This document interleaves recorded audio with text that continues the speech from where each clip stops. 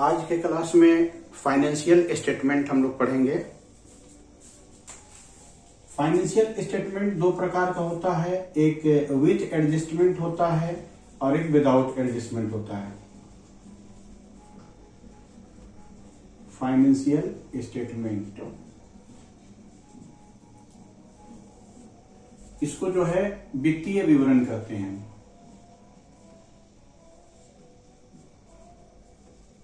वित्तीय विवरण, तो ये वित्तीय विवरण क्या होता है? वित्तीय विवरण हमें व्यवसाय के आर्थिक स्थिति के बारे में बताता है। तो ये फाइनेंशियल स्टेटमेंट में तीन पार्ट होता है। पहला पार्ट जो होता है उसको हम लोग ट्रेडिंग अकाउंट बोलते हैं, जिसको हिंदी में व्यापार खाता कहा जाता है। हिंदी भी जानना जरूरी है। और दूसरा नंबर होता है PL account. PL account means profit and loss account, तो इसको लाभ हानि खाता कहा जाता है। लाभ हानि खाता, प्रॉफिट एंड लॉस अकाउंट। और तीसरा जो सबसे महत्वपूर्ण चीज होता है वो होता है बैलेंस शीट। बैलेंस शीट जिसको हम आर्थिक चिट्ठा कहते हैं, हिंदी में आर्थिक चिट्ठा इसको बोलते हैं, इसको आर्थिक चिट्ठा बोलते हैं। अब प्रत्येक के बारे में समझा जाए तो ये जो ट्रेडिंग अकाउंट है ना, ये बिजनेस में किसी भी ऑर्गेनाइजेशन में ये टोटल ग्रोस प्रॉफिट या ग्रोस लॉस उनको बताता है। या तो ग्रोस प्रॉफिट बताएगा या फिर ग्रोस लॉस बताएगा। ठीक है, शॉर्ट में इसको जीपी बोलते हैं और इसको जीएल बोलते हैं। ग्रोस प्रॉफिट या ग्रोस लॉस बताता है, यानी कि इसको कुल लाभ, सकल लाभ भी बोल सकते हैं, और इसको कुल हानि। मतलब जो ट्रेडिंग अकाउंट होता है वो हमें ये बताता है कि हमारे बिजनेस में टोटल यानी कुल कितना प्रॉफिट हुआ या कुल कितना लॉस हुआ, ये बताता है। ये हमारा ये ट्रेडिंग अकाउंट बताता है। प्रॉफिट एंड लॉस अकाउंट हमको बताता है नेट प्रॉफिट या नेट लॉस। या तो नेट प्रॉफिट बताएगा या फिर नेट लॉस बताएगा, यानी कि ये हमको बताता है शुद्ध लाभ या शुद्ध हानि। शुद्ध हानि, अब लाभ या हानि भी शुद्ध होता है? हाँ होता है, बिल्कुल होता है। इसके बारे में समझ लिया जाए हम लोग। होता क्या है कि जैसे आप मान लीजिए कि आपके बिजनेस में टोटल 50,000 का प्रॉफिट हुआ इस साल।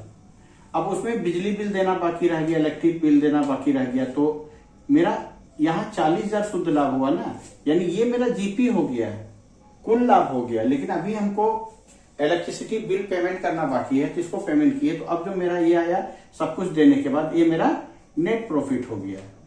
तो ये कुल प्रॉफिट हुआ और ये नेट प्रॉफिट हुआ, ये अंतर होता है। तो ट्रेडिंग अकाउंट में हमको कुल प्रॉफिट या कुल लॉस पता चलता है।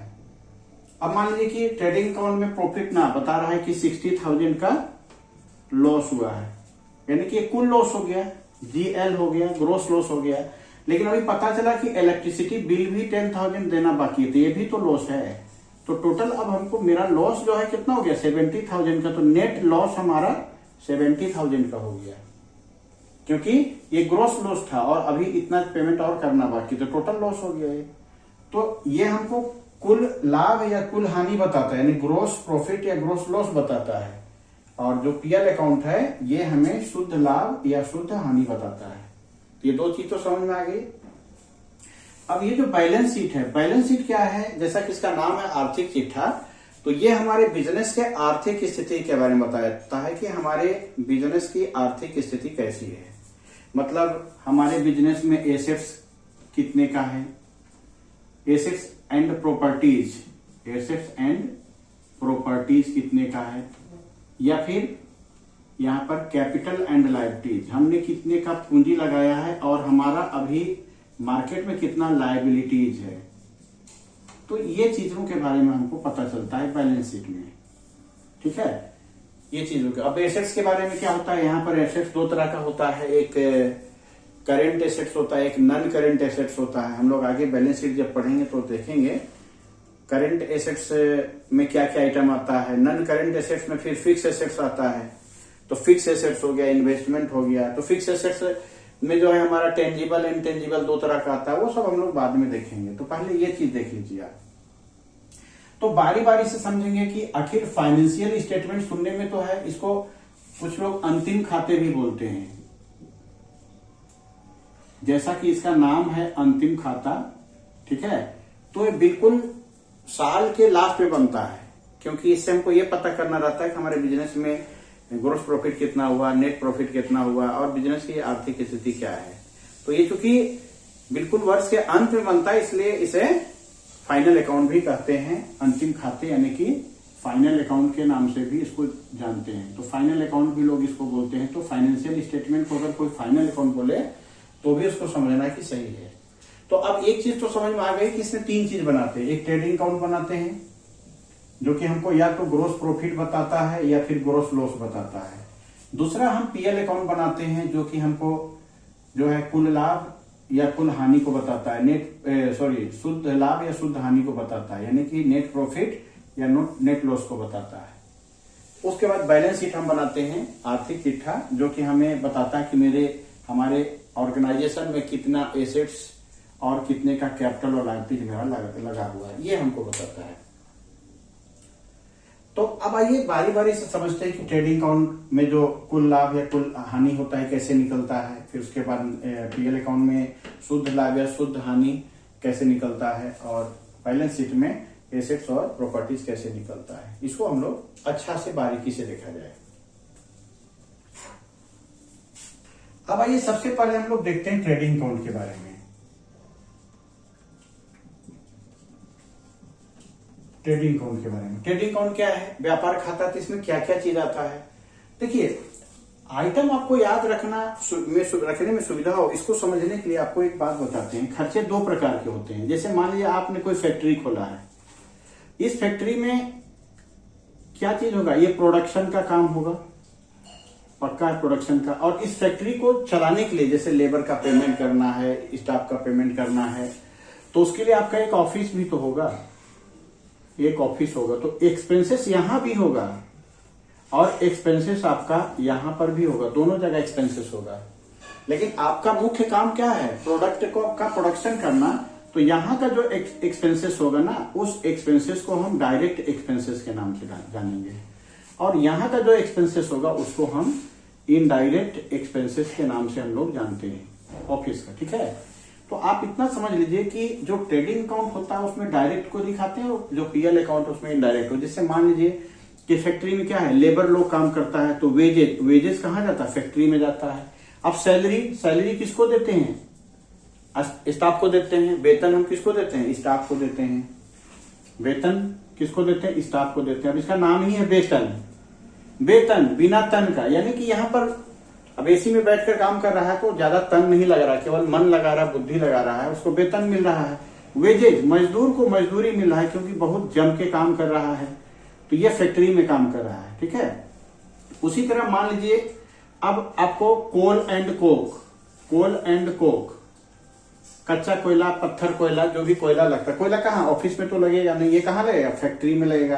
यानी फैक्ट्री किसको बता रहे हैं हम, ट्रेडिंग अकाउंट को। डायरेक्ट खर्चा जो होता है वो ट्रेडिंग अकाउंट में जाता है, ठीक है। इसी से आप थोड़ा सा याद करने में सुविधा होगा, कुछ तो याद करना पड़ेगा आपको, कुछ समझना पड़ेगा, तो समझ के याद करेंगे तो ज्यादा दिन याद रहेगा। तो इससे आपको बता रहे हैं कि आसानी से याद हो जाएगा कि ट्रेडिंग में क्या किया जाएगा। पीएल ऑफिस को हम किससे दिखा रहे हैं, पीएल अकाउंट से दिखा रहे हैं, इसको आप मान सकते हैं इनडायरेक्ट खर्चा को।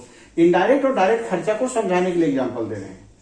अब जैसे मान लीजिए कि आप रूम का रेंट दिए, ऑफिस का रेंट दिए मान लीजिए, तो ऑफिस का रेंट दिए तो ये क्या हो गया, ये इनडायरेक्ट खर्चा हो गया, ऑफिशियल हो गया। अब मान लीजिए फैक्ट्री का रेंट दिए, तो यहाँ शॉर्ट में फैक्ट्री रेंट लिख दिए, ये डायरेक्ट में आ गया हमारा।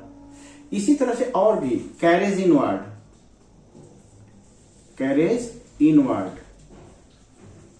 ये आपका कैरेज इनवर्ड क्या होता है कि फैक्ट्री में रॉ मटेरियल को मंगाने के लिए जो ढुलाई का खर्चा देते हैं, ट्रैक्टर का भाड़ा, ट्रक का भाड़ा देते हैं, वो कैरेज इनवर्ड होता है। और मेरा प्रोडक्ट बन गया, प्रोडक्ट को बेचने के लिए कस्टमर के घर तक हम ले जा रहे हैं, ढुलाई करवा रहे हैं, ट्रैक्टर का भाड़ा, उसको कैरेज आउटवर्ड बोलते हैं, कैरेज आउटवर्ड। तो कैरेज आउटवर्ड क्या है, एक तरह का इनडायरेक्ट खर्चा हो गया, ये समझ में आया। इसके बाद जैसे एडवर्टाइजमेंट करवाते हैं हम, एडवर्टीजमेंट हो गया, ठीक है, इसके बाद लीगल चार्ज, कानूनी व्यय। ऑफिस में प्रिंटिंग एंड स्टेशनरी का खर्चा आता है, प्रिंटिंग एंड स्टेशनरी। तो इस तरह का बहुत सारा खर्चा आता है, 30-40 तरह का खर्चा होता है, और भी ज्यादा हो सकता है। तो सिर्फ समझने के लिए आपको एक इंट्रोडक्शन दिया जा रहा है। अब यहाँ पर फैक्ट्री में और क्या हो सकता है, मान लीजिए आपको कोई भी प्रोडक्ट बना रहे हैं तो आपका मैन्युफैक्चरिंग एक्सपेंसेस हो सकता है, मैन्युफैक्चरिंग एक्सपेंसेस हो सकता है, फैक्ट्री एक्सपेंसेस हो सकता है, वर्क्स एक्सपेंसेस हो सकता है, प्रोडक्टिव एक्सपेंसेस हो सकता है। ठीक है, डायरेक्ट एक्सपेंसेस लिख के भी दे सकता है, डायरेक्ट एक्सपेंसेस, कुली, कार्टेज, ऑक्टरी ड्यूटीज, मतलब इस तरह का। अभी थोड़ा देर में इसको लिस्ट आपको दे देते हैं कि ये ट्रेडिंग अकाउंट में कौन कौन जाएगा और पीएल अकाउंट में क्या क्या जाएगा। तो अब समझ में आ गया कि जैसे मान लीजिए यहाँ पर फैक्ट्री है, यहाँ धुआं निकल रहा है, देखिए निकल रहा है धुआं ना, कोयला वगैरह यहाँ रखता है, ग्रीस, मोबिल, पेस्ट, कुछ भी होता है, ग्रीस, मोबिल, पेस्ट, ऑयल, ठीक है, पावर, लाइटिंग, हीटिंग, ये सब देख के ही लग रहा है कि ये प्रोडक्शन से रिलेटेड है। और यहाँ पर ये ऑफिस से रिलेटेड है, मान लीजिए कि इंश्योरेंस है, ठीक है। इसके बाद मान लीजिए कि कोई डेटर पैसा डुबा दिया तो बैड डेट्स है, इंटरेस्ट है, कहीं लोन लिए तो उसको इंटरेस्ट हमको देना है। ये सब काम क्या है, ऑफिशियल काम होता है, एकदम साफ पता चल रहा है। तो एकदम साफ पता चल रहा है ये हमारा डायरेक्ट खर्चा है और ये हमारा इनडायरेक्ट खर्चा है, ये मेरा ट्रेडिंग में जाएगा और ये मेरा पीएल में जाएगा। लेकिन अब फॉर्मेट के साथ देखा जाए कि ट्रेडिंग में क्या क्या जाता है, पीएल में क्या क्या जाता है और बैलेंस शीट में क्या क्या जाता है, इसको तो मैंने बताया ही नहीं। तो बैलेंस शीट का भी थोड़ा सा समझ लीजिए, इसमें 2 ही पार्ट है। जैसे एसेट्स है, थोड़ा सा समझ लीजिए, जैसे लैंड एंड बिल्डिंग हो गया, प्लांट एंड मशीनरी हो गया, फर्नीचर फिटिंग हो गया, डेटर हो गया, ठीक है, ये सब मेरा एसेट्स है। अब लाइबिलिटी में आपका क्या क्या आता है, आपने बिजनेस में कैपिटल लगाया है, आपने लोन लिया है, बिल का पेमेंट आपको करना है, बिल से पेबल है, क्रेडिटर को आपको पेमेंट करना है, क्रेडिटर हो गया, आउटस्टैंडिंग एक्सपेंसेस हो गया, मतलब ये लाइबिलिटीज का लिस्ट है। तो हम लोग बैलेंस शीट का भी फॉर्मेट देख लेंगे। ट्रेडिंग अकाउंट में सिर्फ इतना ही आइटम नहीं आता है, या पीएल अकाउंट में सिर्फ इतना ही आइटम नहीं आता, बैलेंस शीट में भी सिर्फ इतना ही आइटम नहीं आता है। यदि आपको खूब अच्छी तरह से फाइनेंशियल स्टेटमेंट को कंप्लीट करना है, क्योंकि इसके जस्ट बाद में फाइनेंशियल स्टेटमेंट विथ एडजस्टमेंट पढ़ना है आपको। तो अगर सिंपल विदाउट एडजस्टमेंट वाला क्वेश्चन को आप अच्छा से नहीं बना पाएंगे, इसमें ट्रेडिंग अकाउंट में कौन कौन सा आइटम आएगा, पीएल में कौन कौन सा आइटम आएगा, इसको आप नहीं जानेंगे, तो फिर एडजस्टमेंट वाला पीएल अकाउंट आपको बिल्कुल भी समझ में नहीं आएगा। तो इसलिए इसको बहुत डिटेल से पढ़ने की जरूरत है। हम लोग को अच्छी तरह से देख लेना चाहिए। जो स्टूडेंट चाहते हैं कि फाइनेंशियल स्टेटमेंट में हमको बिल्कुल भी प्रॉब्लम ना हो, उनको पूरा आइटम, जैसे कि ट्रेडिंग अकाउंट में टोटल कितना हो सकता है, ये कोई जरूरी तो नहीं कि एग्जाम में आपका वेजेस, कोल और फैक्ट्री रेंट ही दे देगा लिख करके। इसके अलावा भी कुछ ऐसे आइटम है जो एकदम देखने में बिल्कुल लगते हैं कि ये डायरेक्ट हैं, परंतु इनडायरेक्ट भी होते हैं, कुछ इनडायरेक्ट लगते हैं वो डायरेक्ट होते हैं। तो कुछ उसका भी इंट्रोडक्शन आपको मालूम होना चाहिए, कम से कम लिस्ट तो मालूम होना ही चाहिए कि ट्रेडिंग अकाउंट में आखिर टोटल कितना आइटम आता है, जो एग्जाम में आए तो मेरा क्लियर हो जाए। तो कितना आइटम आता है उसको ट्रेडिंग अकाउंट में हमको टोटल का टोटल लिस्ट बना के देख लेना चाहिए, ठीक है। और पीएल में भी कितना कितना आइटम आता है, इसका भी हमको टोटल लिस्ट बना करके देख लेना चाहिए। और फॉर्मेट एकदम कंप्लीट होना चाहिए। बैलेंस शीट में एसेट्स में क्या क्या आता है, जैसे फिक्स एसेट्स हो गया, करेंट एसेट्स हो गया, तो फिक्स्ड में फिर कितना तरह का एसेट्स आता है, करेंट में कितना तरह का आता है, सब आपको अगर जानकारी होगा तो कभी भी आपको प्रॉब्लम नहीं हो। फिर लायबिलिटीज में क्या क्या आइटम आता है, तो क्या यही लायबिलिटीज में कैपिटल, लोन, बीटी, क्रेडिटर और आउटस्टैंडिंग ही आता है या फिर और कुछ आता है। तो इसका फॉर्मेट हम लोग को देख लेना चाहिए। तो आज के क्लास में हम लोग यही सब देखेंगे अच्छा से। अब यहाँ पर एक छोटा सा क्वेश्चन का फॉर्मेट देखते हैं। इसी से हम लोगों को ट्रेडिंग अकाउंट, पीएल अकाउंट और बैलेंस शीट का सिंपल फॉर्मेट समझ में आ जाएगा। उसके बाद हम लोग इसका फॉर्मेट अलग से भी देख लेंगे। पहले बेसिक जानकारी ले लीजिए। तो जब हम ट्रेडिंग अकाउंट बनाते हैं तो यहाँ पर लिखते हैं ट्रेडिंग अकाउंट ऑफ, जो भी पार्टी का नाम है उसका नाम दे देंगे। थोड़ा सा और इधर से लेते हैं, यहां से लेते हैं ट्रेडिंग अकाउंट ऑफ, जो भी मिस्टर एक्स वाई जेड या कंपनी का नाम है, और यहां लिखते हैं फॉर द ईयर एंडिंग। अब दिसंबर अगर क्लोजिंग है तो यहां पर लिखेंगे 31 दिसंबर 2022, सपोज मान लीजिए दिसंबर 2022 का ही है, हमको इंफॉर्मेशन दिया है बनाने के लिए। अच्छा, एक चीज और, यहाँ क्वेश्चन में क्लोजिंग स्टॉक जरूर दे देता है लास्ट में। मान लीजिए कि इस क्वेश्चन में क्लोजिंग स्टॉक का वैल्यू जो है 20,000 बचा हुआ था, क्लोजिंग स्टॉक जो साल के लास्ट में बचा होता है। तो अब इसका फॉर्मेट देखिए कैसे बनेगा।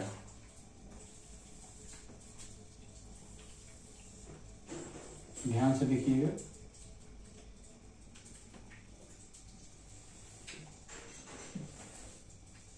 इसको थोड़ा सा छोटा किया जाए, जगह बचाना है।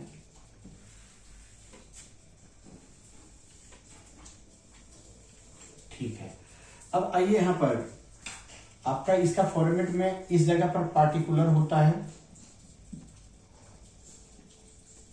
यहां अमाउंट का कॉलम होता है, यहां फिर पार्टिकुलर होता है,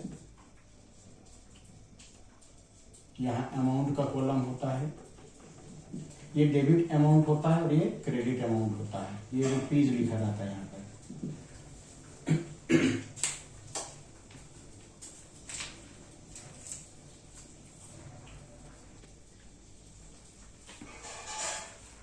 अब आइए इसको बनाते हैं, हम लोग। तो सबसे पहले यहां पर आपको ओपनिंग स्टॉक का कैलकुलेशन करना है। यहाँ ओपनिंग स्टॉक देखना है, ओपनिंग स्टॉक। तो क्वेश्चन में आपको देखना होगा कहाँ है ओपनिंग स्टॉक। तो पूरे क्वेश्चन में देखिए इस जगह पर ओपनिंग स्टॉक आपको दिया है, कितना है 10,000। यहाँ ओपनिंग स्टॉक आपको दिखा देना 10,000। इसके बाद डेबिट में यहाँ पर 2 लिख के लिखना है, तो 2 परचेज। अब आपको डेबिट में यहाँ क्या लिखना है, 2 परचेज लिखना है, 2 परचेज। ठीक है, तो 2 परचेज अकाउंट कितना दिया हुआ है आप देख लीजिए। परचेज का अमाउंट कितना दिया हुआ है, परचेज का आपका यहाँ पर नीचे में दिया हुआ परचेज का अकाउंट 30,000 दिया हुआ है। तो यहाँ पर 30,000 आपको लिखना है। अब यहां पर क्या कीजिएगा, लेस परचेज का रिटर्न। अब परचेज का रिटर्न आप देखिए तो कितना है, 1,000 रुपया है। तो आप परचेज में से परचेज का रिटर्न को 1,000 रुपया को घटा लीजिए, तो आपका कितना हो गया, 29,000 हो गया। इसी तरह यहाँ उल्टा साइड में क्या लिखना है आपको, सेल्स लिखना है। ठीक है, अब सेल्स आपका कितना दिया हुआ क्वेश्चन में, देखिए सेल्स आपका क्रेडिट में दिया हुआ 84,000। तो आपको इनर कॉलम में 84,000 लिखना है। लेकिन अगर सेल्स का कोई रिटर्न ना हो तो आप इसको आउटर कॉलम में भी लिख सकते हैं, परंतु यहाँ पर सेल्स का रिटर्न क्वेश्चन में दिया हुआ है। सेल्स का रिटर्न को रिटर्न इनवर्ड ही बोलते हैं, क्योंकि जो माल हम सेल करते हैं वो रिटर्न आता है, इनवर्ड है, और जो हम लोग परचेज किए रहते हैं उसको हम लोग रिटर्न करते हैं, आउटवर्ड होता है वो। तो आपका सेल्स रिटर्न में 2,000 का माल वापस आया है, तो इसको आपको लेस करना है, लेस लिख करके, और सेल्स रिटर्न शॉर्ट में हम इस तरह से लिख देते हैं 2,000 का, ये माइनस हो जाएगा। तो आपका 82,000 यहां पर हो गया। अब यहां पर बाई क्लोजिंग स्टॉक, याद रखिए क्लोजिंग स्टॉक आपका क्वेश्चन में 20,000 दिया हुआ है, ये 20,000 आप क्लोजिंग स्टॉक यहां दिखा दिए। इतना करने के बाद क्योंकि हम ट्रेडिंग अकाउंट बना रहे हैं यहाँ पर, ठीक है, तो ट्रेडिंग अकाउंट में क्या क्या चीज आता है, देखिए डायरेक्ट खर्चा में ये वेजेज आता है एक, और देखिए सैलरी तो पीएल में जाता है, ड्राइविंग वगैरह सब बैलेंस शीट का आइटम है। और देखिए यहाँ पर कहीं कैरेज इनवर्ड भी या डायरेक्ट खर्चा माना जाता है, ये भी ट्रेडिंग अकाउंट में आएगा। ठीक है, और कुछ ट्रेडिंग का आइटम नहीं है यहाँ पर, ऑप्ट्री ड्यूटी कोल कोक ये सब नहीं है, तो 2 ही आइटम यहाँ पर हमारा डायरेक्ट एक्सपेंसेस में है। तो यहां पर हम दिखाएंगे वेजेस। अब देखिए वेजेज आपका कितना है, तो वेजेज आपका यहां पर 10,000 है, आप यहां पर वेजेज 10,000 लिख दीजिए। इसके बाद कैरेज का इनवर्ड,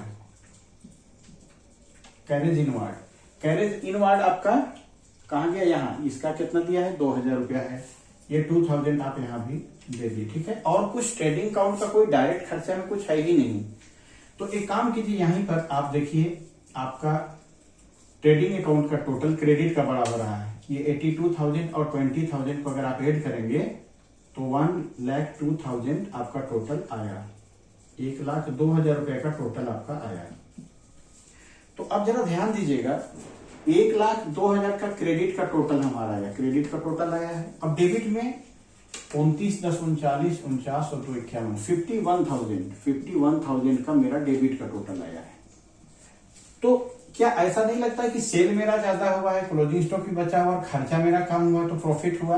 तो देखिए क्रेडिट का टोटल 1,02,000 में इसको माइनस कर दीजिए आप, तो जो भी आपका यहाँ आंसर बचा 51,000 बचा, ये 51,000 आपका ये ग्रोस प्रॉफिट, ये जो भी आया ना ये ग्रोस प्रॉफिट। तो यहाँ आपको लिखना क्या है, यहाँ आपको लिखना है gross profit transferred to P L account.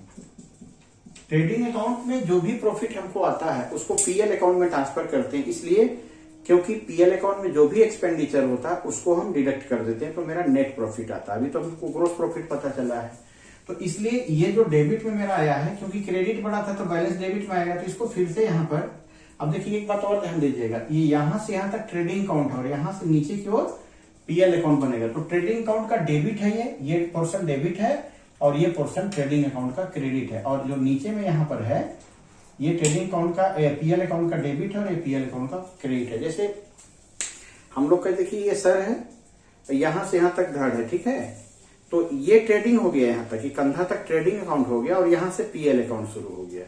तो वही कहानी यहाँ पर है, ये ट्रेडिंग अकाउंट हो गया, यहाँ से पीएल अकाउंट शुरू हो गया।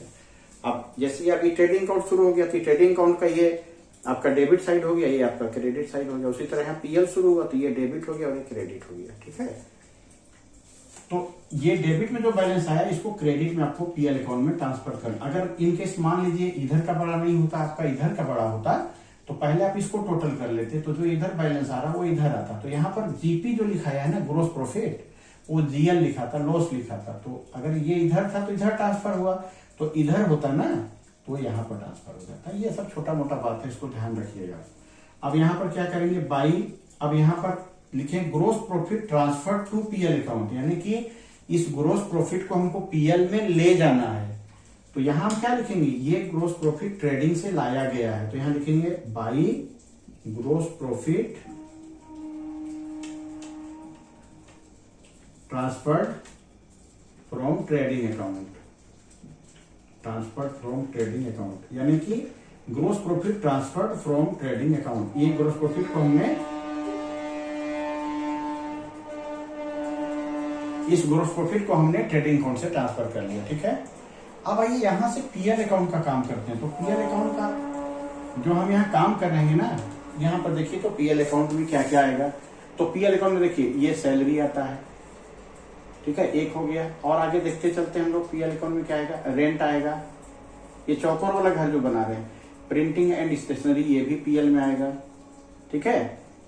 और पीएल का कोई भी खर्चा यहाँ पर दिखाई नहीं दे रहा। इसी देखिए मैंने इसीलिए कहा कि आपको फॉर्मेट याद होना चाहिए, क्या क्या पीएल में जाएगा, क्या क्या ट्रेडिंग में जाएगा। इस पूरे चैप्टर में कुछ नहीं है, आपको खाली पता होना चाहिए कि ट्रेडिंग में क्या क्या जाएगा, पीएल में क्या क्या जाएगा, बैलेंस शीट में क्या क्या जाएगा। तो रटना नहीं, आपको समझ करके और उसको देखना है, बस अपने आप याद हो जाएगा। 1-2 क्वेश्चन बनाएंगे तो अभी तत्काल में बताता हूँ, सैलरी फॉर्मेट बता रहा हूँ।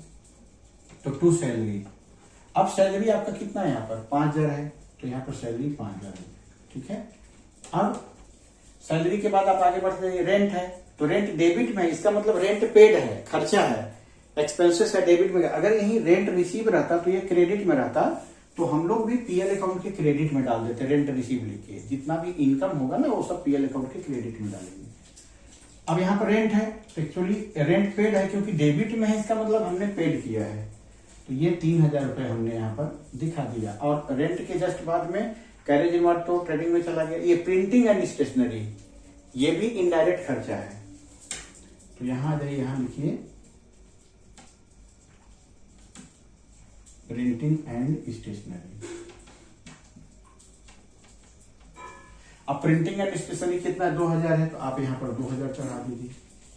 और कोई पीएल अकाउंट में जाने वाला कोई खर्च नहीं, तो एक काम करते हैं कि इसी जगह पर हम लोग इसको टोटलिंग कर लेते हैं।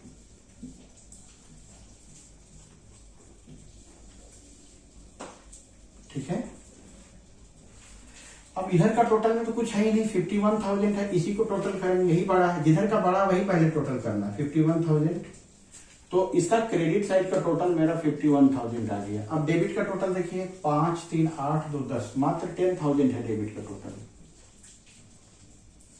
तो अब देखिए क्रेडिट बड़ा है, डेबिट यानी खर्चा मेरा यहां से यहां तक कम है, तो बैलेंस किए तो कितना आया 41,000, 41,000 आया। तो ये जो 41,000 आया ना, ये हमारा नेट प्रॉफिट हुआ। तो यहाँ शॉर्ट में नेट प्रॉफिट को एनपी लिखेंगे, और जैसे यहाँ पे लिखे थे gross profit transfer to P L account, वैसे यहाँ पे लिखेंगे नेट प्रॉफिट ट्रांसफर। इसके बाद बैलेंस शीट बनेगा, तो टू बैलेंस शीट ना लिखे उसको कैपिटल अकाउंट बोलते हैं, तो ट्रांसफर टू कैपिटल अकाउंट यहाँ पर लिखेंगे। ये नेट प्रॉफिट मेरा आया। ये ग्रोस प्रॉफिट हुआ, उस ग्रोस प्रॉफिट में कुछ ऑफिशियल खर्चा जो है उसको माइनस करने के बाद जो बचा वो नेट प्रॉफिट हो गया। अब जब नेट प्रॉफिट आपका आ गया, अब हमें बैलेंस शीट बनाना चाहिए, बैलेंस शीट। ठीक है, तो आइए बैलेंस शीट में देखते हैं बैलेंस शीट कैसे बनता है। तो इतना जगह हम लोग आराम से बना सकते हैं। तो यहां पर बैलेंस शीट बनाने के लिए क्या लिखते हैं, बैलेंस शीट ऑफ जो भी कंपनी उसका नाम, और एज ऑन 31 दिसंबर 2022, जो भी ईयर रहेगा उसका डेट डाल दिएगा, जिस तारीख को बैलेंस शीट बन रहा है। अब बैलेंस शीट में क्या है कि अमाउंट का कॉलम तो आप बना ही लिए, इधर ध्यान दीजिएगा। यहां जो कॉलम होता है ये लाइबिलिटीज कॉलम, इसको लिखते हैं कैपिटल एंड लाइबिलिटीज।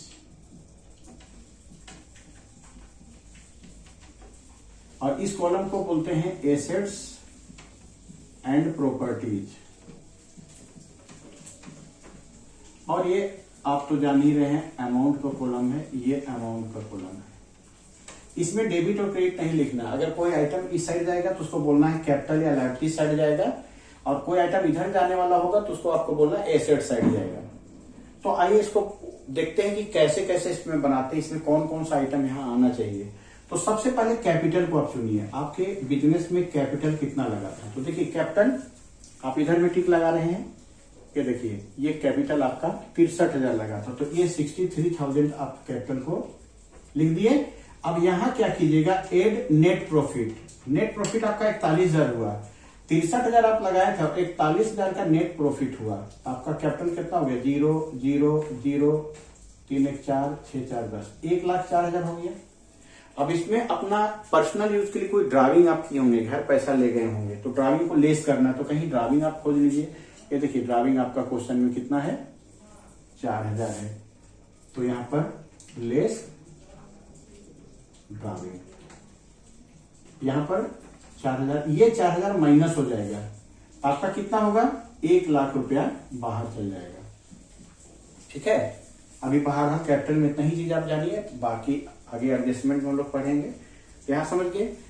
अब लाइबिलिटीज में और क्या क्या आता है, देखिए एक चीज और पहचानने का तरीका है, जो क्रेडिट में बचा हुआ आइटम है वही लाइबिलिटीज है। जैसे देखिए आपका क्या क्रेडिटर बचा हुआ है, ये लाइबिलिटीज होता है, क्योंकि लाइबिलिटीज का नेचर क्रेडिट होता है, तो क्रेडिट में ही खोजिएगा। तो क्रेडिटर कितना है 5,000। अब ये मत बोलिएगा कि सेल्स क्रेडिट में है, तो सेल्स का काम हम लोग कर चुके हैं। ठीक है, तो ये चीज हो गया है।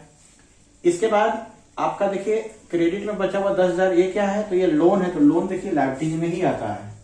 आप यहाँ क्या बैठा दिए लोन, लोन कितना है 10,000। और लाइबिलिटी साइड कुछ नजर नहीं आ रहा, देखिए लोन का काम हम लोग कर दिए। क्रेडिट में कैपिटल था, कैपिटल हो गया, क्रेडिटर हो गया, लोन हो गया। अब ये परचेज रिटर्न है, ये इसका काम हो चुका है। अब एसेट्स में आइए, तो एसेट्स का नेचर क्या होता है, डेबिट होता है। नेचर भी हम लोग को जान के रखना चाहिए। एसेट्स का नेचर डेबिट कैसे होता है, कोई भी एसेट्स हम जब परचेज करते हैं तो एसेट्स को डेबिट करते हैं, एसेट्स का नेचर क्या होता है, डेबिट होता है। तो अब डेबिट में जो जो आइटम बचा हुआ वो एसेट्स होगा। जैसे कि देखिए डेबिट में क्या है, वेजेस सैलरी हो चुका, ड्राइविंग हो चुका। अब देखिए क्या है, डेटर बचा हुआ है, ये डेटर जो 10,000 है ये मेरा एसेट्स है। डेटर देखिए यहाँ पर 10,000, बाद में हम लोग इसको शेड्यूल के हिसाब से सजा कर लिखने भी सीखेंगे, अभी बाहर हाथ सीखिए आप। अब देखिए इसके बाद ये क्या है, देखिए 20,000 बचा हुआ, ये क्या है, प्लांट एंड मशीनरी है, तो यहाँ दिखा दीजिए प्लांट एंड मशीनरी कितना है 20,000 है। इसके बाद ये 30,000 क्या है, ये लैंड एंड बिल्डिंग है, देख रहे हैं। इसके बाद लैंड बिल्डिंग भी हो गया। स्टॉक का काम कर, ये क्या है, ये फर्नीचर भी आपका एसेट्स होता है, तो यहाँ पर आप दिखा दीजिए फर्नीचर, ये कितना अमाउंट का है, तो 5,000 रुपए का अमाउंट का फर्नीचर हो गया। फिर आ गया ये फर्नीचर परचेज सेल्स, ये देखिए कैश इन हैंड आपका हो गया कैश इन हैंड। अब ये कैश इन हैंड कितना है, 10,000 है, तो 10,000 यहां दिखा दीजिए। इसके बाद cash at bank, cash at bank, तो कैश एट बैंक कितना आपका 20,000 है, ये 20,000 दिखा दिए। तो सब तो हो गया, लेकिन ये जो बाहर में है ये क्लोजिंग स्टॉक ना, ये एक तरह का एडजस्टमेंट होता है, और एडजस्टमेंट का काम दो जगह होता है। जैसे एडजस्टमेंट क्या है, एक तरह का गलती है कि मिस्टेक है, जो छूट जाता है यहाँ नहीं ट्रायल बैलेंस में हटा, उसको बाहर दिखा देते हैं। तो ये जो फाइनल अकाउंट का क्वेश्चन वो ट्रायल बैलेंस होता है, ये बाहर दिखाने का मतलब एडजस्टमेंट है, ये गलती है। तो कोई भी बच्चा अगर घर में गलती करता है कोई बच्चा, तो दो जगह मार खाता है, स्कूल में मार खाया और पता चला तो घर में गार्जियन भी मारता है, तो एक गलती का दो जगह सजा मिलता है। उसी तरह ये मिस्टेक है, इसका दो जगह काम होगा। देखिए ये 20,000 का काम हम लोग पहले ट्रेडिंग अकाउंट में यहाँ किए थे, और यही 20,000 क्लोजिंग स्टॉक का काम हम यहाँ भी करने जा रहे हैं। Closing stock 20,000। अब इसका टोटलिंग का समय आया, अब कुछ बचा नहीं है इसमें। आप एक बार चेक कर लीजिए, आप कहीं भी कोई एसेट में बचा नहीं है, ठीक है। तो अगर हम लोग का क्वेश्चन सही बना होगा तो दोनों साइड का टोटल बराबर आएगा, गलत बना होगा तो बराबर नहीं आएगा। तो देखिए 1 लाख है और 10,000 15,000, 1,15,000 हो गया आपका टोटल। अब यहाँ का भी जोड़िए, 10,000 और ये 50, 60, 5, 65, 75 और 20, 75, 20, 95, 20, 1,15,000। तो देखिए 1,15,000 ये टोटल आ गया। तो बैलेंस शीट दोनों साइड का बराबर आ गया। इसका मतलब यह हुआ कि आपका बिल्कुल ये राइट है। तो इस चीज को ध्यान देना है। अब इस क्वेश्चन में क्या देखे, फॉर्मेट देखे। अब आपको क्या करना होगा, अच्छी तरह से फाइनेंशियल अकाउंट को कंप्लीट करने के लिए आपको क्या करना होगा, क्या ट्रेडिंग अकाउंट में आपका केवल वेजेज और कैरेज ही आएगा, कम से कम 20 से 30 आइटम आएगा। तो आपको पता होना चाहिए कि ट्रेडिंग अकाउंट के डेबिट में कितना आइटम आएगा और क्रेडिट में क्या आएगा। पीएल अकाउंट क्या इतना ही आएगा, सैलरी, रेंट और प्रिंटिंग ही आएगा, नहीं, 20 से 30 आइटम आता है। वो आपको याद होना चाहिए, पता होना चाहिए कि पीएल अकाउंट के डेबिट में और पीएल अकाउंट के क्रेडिट में क्या आएगा। तो जो जैसे रेंट यहाँ पेड है तो डेबिट में रेंट रिसीव होगा, डिस्काउंट रिसीव होगा, इंटरेस्ट रिसीव होगा, सब क्रेडिट में आएगा, इनकम है। तो इस तरह से क्या बैलेंस शीट के लाइबिलिटीज में इतना ही आइटम आता है। तो देखिए लोन है, क्रेडिटर है, जितना भी कर्जा है सब डेबिट में आएगा, जितना भी एसेट्स और प्रॉपर्टी है, गुडविल है, कॉपीराइट है, पेटेंट है, ठीक है, वो सारा चीज आपका इधर एसेट साइड में आएगा। तो आपको ये पता होना चाहिए कि लाइबिलिटीज में क्या आइटम आएगा और एसेट्स में। तो अगले क्लास में हम लोग क्या करेंगे, या फिर ये तो लंबा हो जाएगा क्लास, अगले क्लास में क्या करेंगे, ट्रेडिंग अकाउंट में कितना आइटम होता है वो देख लेंगे, पीएल अकाउंट में कितना आइटम होता है वो देख लेंगे, बैलेंस शीट में क्या क्या होता है फॉर्मेट देख लेंगे। एक क्वेश्चन लंबा सा बनाना चाहिए जिसमें कम से कम ट्रेडिंग अकाउंट में 20 से 30 आइटम, पीएल अकाउंट में 20 से 30 आइटम, ट्रेडिंग बैलेंस शीट में 20 से 30 आइटम हो, ताकि पूरा प्रैक्टिस अच्छा से हो जाए। उसके बाद जाकर के फिर एडजस्टमेंट का क्वेश्चन हम लोग को देखना चाहिए, यानी कि एक क्वेश्चन और हम लोग को देखना चाहिए बिल्कुल इससे थोड़ा बड़ा, डबल या ट्रिपल, ठीक है। ओके।